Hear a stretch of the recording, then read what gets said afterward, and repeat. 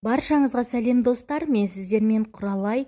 Бүгін сіздерге қырыққабат тұқымдасының бір түрі, яғни брокколиді суға қайнату жолын көрсететін боламын.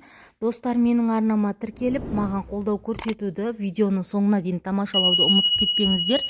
Бір бұтасын алып, брокколиді осылай бөлшектеп, суға тұндырып, жақсылап жуып аламыз. Дағыны жуылған таза брокколимізді қайнап тұрған суда ештеме қоспай 1 минуттан 2-3 минутқа дейін асықпай 3 минутқа жеткізбестен қайнатып аламыз. Жақсылап қайнап, қатты отта емес, осылай баяу отта, осылай 1-3 минутқа жеткізбей қайнатып аласыздар. 2,5 минут. Міне, себебі одан көп қайнатсаңыздар өзіндік түсін, яғни қою жасыл түсін жоғалтып алады. Ұзақ қайнатпаңыздар, хрустящий болмай қалады.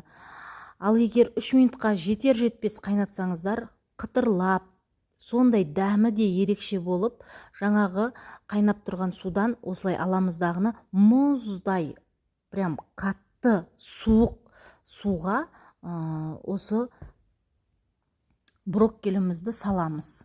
Міне, мұздай болғаны дұрыс суларыңыздың. Осылай саламыздағыны, бұл қырыққабаттың түрі минералды қуаттарға өте бай. Сондықтан осылай қайнатып алған соң лимонды сығындысын 1-2 тамшысын тамызып қойып қоямын. Су суығаннан кейін суды төгіп тастаймын. Қырыққабатымызға ұқсас осы брокколиміз өте түсін қараңыздар, шыққандай қою жап-жасыл болып шықты. Дәмі де қытырлап піскен.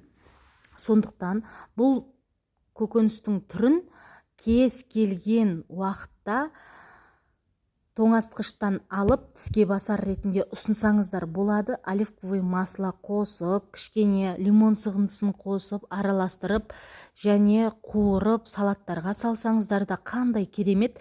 Бұл өте пайдалы.